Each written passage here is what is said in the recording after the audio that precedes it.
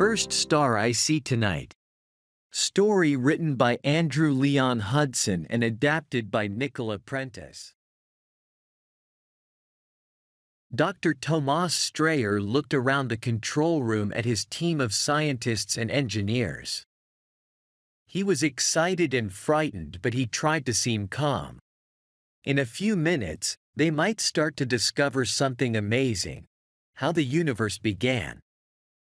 He looked out of the window at the beautiful blue summer sky and tried to breathe slowly. "Ready," he said.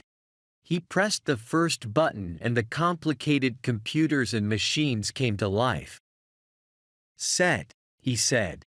He pressed the second button and switched on the large particle accelerator that lay under the towns and fields of Switzerland. "Go," he said. And, at exactly 12 o'clock, he pressed the final button. For a second, he felt as if he was blind, because everything went completely black. Tomas shouted in shock, but the lights were already on again. That was not part of his plan. He had no idea what had just happened. "Everybody, check the systems," he ordered. But nothing seemed to be wrong with them. The particle accelerator was working perfectly. "Tomas," said his assistant. "Look outside." She sounded afraid. The perfect summer's day of 5 minutes ago had gone. Instead, the sky was darker than the blackest night. But that wasn't the worst thing. The sun wasn't there, and the moon and stars were also gone. People were shouting and screaming. They started calling their families on the telephone because they were afraid they had all gone too. Tomas felt as if it was hard to breathe, but he counted to 10 and tried to breathe slowly. He sat at the main computer and started reading the information in numbers from his experiment. But he did anything to explain what was happening. He ran out of the exit with the rest of his team until they were all outside the building. Everyone else in the building was outside, frightened and confused. They were using the screens and lights on their mobile phones to see better. Several people got in their cars and turned on the lights. They drove to the entrance to make a small area of light for everybody to stand together. The street lights turned on, but most people were still afraid. Then, almost 20 minutes after Tomas had started the particle accelerator, the sun was in the sky again. It was warm and yellow, and the black sky turned blue again. Everyone started laughing and dancing around, and Tomas felt as if he could breathe normally again. But later, hours later, began. No one was happy. Because, although the moon rose again, there were no stars in the sky at all. No one wanted to know what Tomas' work was actually about. They didn't care what the particle accelerator was for. What did that matter? All they cared about was what had happened after he turned the machine on. He had stolen all the stars, or that's what the newspapers said. And when they made him go to the International Criminal Court, they charged him with stealing the stars. Tomas said, "I'm not guilty." "Well, if you didn't steal the stars, Dr. Streyer," said the lawyer for the prosecution, "what did you do?" "If you're asking about my work," said Tomas, "we didn't do anything. We showed that the machine was working, that's all. Taking the stars from the sky seems like nothing to you." The lawyer looked around at the people in the court. "No one here would think it's nothing. No one in the world would think it's nothing." "That's not what I meant," said Tomas. "But I can tell you this.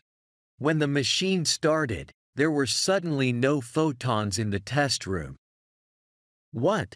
Photons? We aren't all scientists here. Speak simple English, Dr. Streyer." "Light," said Tomas. For just a moment it was as if there was no light in our laboratory. Then we saw it was also dark outside, until the light became normal again.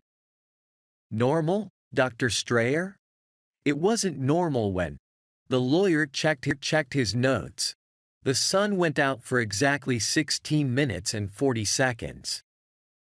Perhaps we can say the rest of the day was normal. But the night hasn't been normal ever since, has it? Tomas looked sad. I know. But you must believe me. I didn't do anything that could have taken the stars from the sky.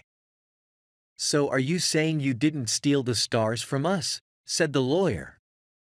No, I didn't steal them, Tomas said. You just made it so that we can't see them anymore. After a long pause, Tomas spoke. Yes, he said. How is that any different? The lawyer asked. Tomas didn't have an answer, not one anyone would understand anyway.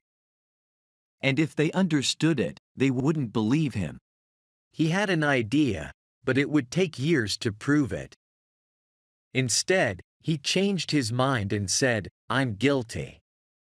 Now the world could blame someone for what it had lost. But there was no point sending Tomas to prison for years. It wouldn't change anything. Instead, they designed a punishment especially for him. They sent Tomas to work at the extremely large telescope in Paranal in Chile. Nobody used the telescope now. No tourists came to these high mountains to see the edges of our galaxy. No scientists asked for money to study the empty sky. All that passed through the night sky was the lonely moon and a few planets. Looking up made people feel bad. Tomas thought it was fair that they punished him. And the job was almost the same as prison because he was completely alone.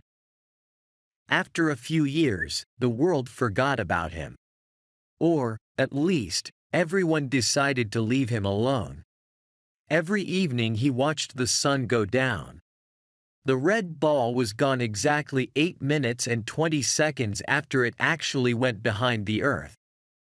Tomas was almost happy to know that the laws of physics remained the same. Light still traveled at the same speed as it had always traveled. He hoped it meant he hadn't changed the universe that much. We know there is a speed light travels at, he thought, so perhaps the dark travels at the same speed. Of course, there was no way to prove his idea. Not yet. And, alone in the mountains, Tomas had nobody to share his idea with anyway. High in the mountains of Chile, Tomas continued to watch the night sky.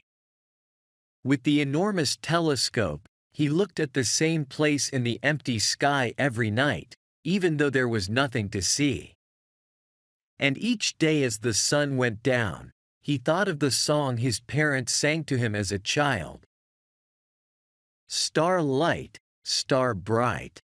First star, I see tonight. I wish I may, I wish I might. Have the wish, I wish tonight. For 1,596 black nights, nearly 4.5 years, there was no change to the night sky. But that was okay. It didn't mean his idea was wrong. Tomas thought about the darkness he had created. He imagined it like a wave that had passed the sun. Now, maybe, it was continuing out towards the edge of our galaxy and further, to the stars. It would take 1,596 nights to pass the nearest star. It would take 1,596 more nights for that star's light to come back to Earth. If the wave was real, of course. If his ideas were correct. If he was wrong, the stars were really gone forever. Ellipsis. And then one night 1,596 nights later, almost 9 years after that terrible day, Tomas looked up from his telescope.